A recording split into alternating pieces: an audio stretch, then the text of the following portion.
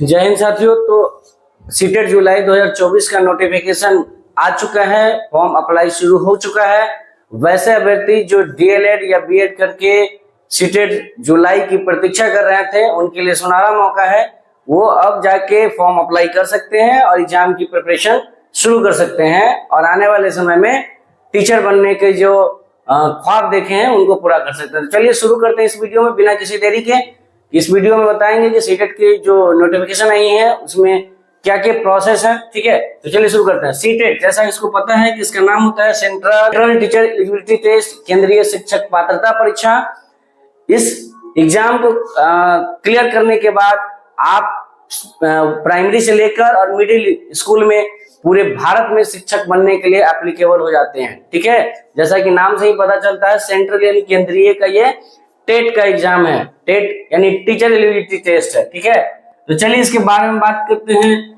इसकी जो आवेदन की प्रक्रिया है यानी ऑनलाइन जो इसका आवेदन शुरू होगा वो हो जाएगा 7 मार्च 2024 से स्टार्ट हो चुका है, यानी कल से। और आवेदन करने की जो अंतिम तिथि दिया गया है ये 2 अप्रैल 2024 दिया गया है। अप्रॉक्स 25 दिनों का हमारे पास समय है। तो हम आपसे रिक्वेस्ट करेंगे कि इन दोनों के बीच में यानी 10 दिन पहले तक आप फॉर्म फिलअप कर लेंगे सारे डॉक्यूमेंट को जमा करके, क्योंकि अंतिम समय में क्या होता है कि आपका सर्वर क्रैश करने लगता है और सर्वर जो है बहुत बिजी दिखने लगता है। क्योंकि आपको मैं बता दूं कि हर साल जो सीटेट पेपर 1 पेपर 2 के लिए एप्लीकेशन होते हैं वो ऑलमोस्ट 20 से 25 लाख लोग अप्लाई करते हैं। ठीक है, आवेदन शुल्क जमा करने की जो अंतिम तिथि है ऑनलाइन वो भी 2 अप्रैल का ही डेडलाइन रखा गया है। जिस दिन आपका फॉर्म भरने का लास्ट डेट है उसी को आवेदन का जो फी होगा पेमेंट करने की ऑनलाइन प्रक्रिया वो भी 2 अप्रैल को ही रखा गया है। साथ ही साथ इसमें सबसे बड़ी खुशखबरी वाली बात है कि इसमें परीक्षा डेट जो है फॉर्म नोटिफिकेशन के साथ ही पब्लिश कर दिया गया है कि जो आपका एग्जाम होगा वो 7 जुलाई को शुरू हो जाएगा। ठीक है, आवेदन शुल्क अब जो परीक्षा फी होगा जो आप फॉर्म फिलअप करेंगे एग्जाम के लिए तो उसका कैटेगरी वाइज फी कितना पेमेंट करना होगा। तो अगर जो लोग पहले से फॉर्म फिलअप किए होंगे उनको पता होगा कि हर साल सीटेट जो है पेपर 1 हो या पेपर 2 हो, किसी एक पेपर के लिए करते हैं आप तो उसका अलग चार्ज होता है और पेपर 2 के लिए करते हैं उसका अलग, और दोनों अगर एक साथ करते हैं तो उसका अलग चार्ज होता है। तो आइए हम कैटेगरी वाइज देख लेते हैं। जनरल, ओबीसी और ईडब्ल्यूएस यानी आर्थिक रूप से कमजोर, ईडब्ल्यूएस को बोलते हैं इकोनॉमिकल वीकर सेक्शन।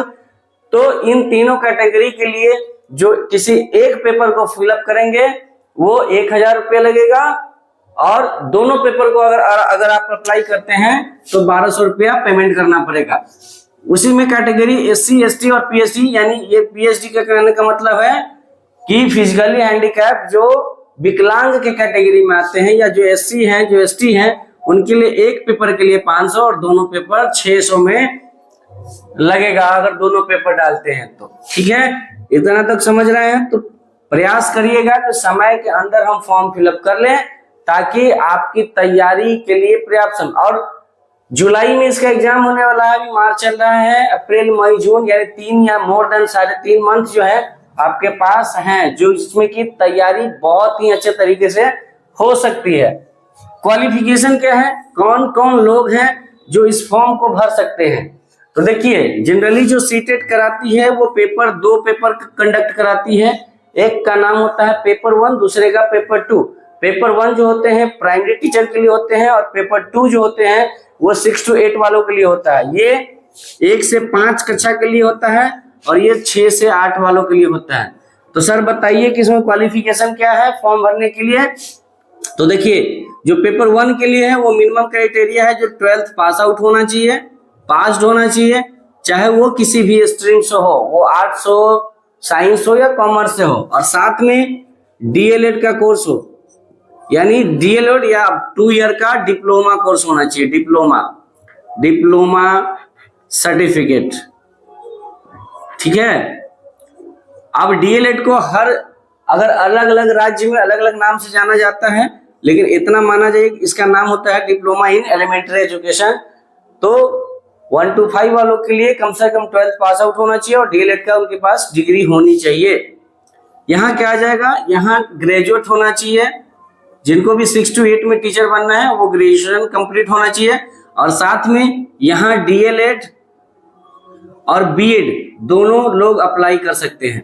ठीक है, ये भी 2 ईयर कोर्स होता है, ये भी 2 ईयर कोर्स होता है, ये डिप्लोमा कोर्स होता है, ये बैचलर कोर्स होता है एजुकेशन में। समझ में आ रहा है?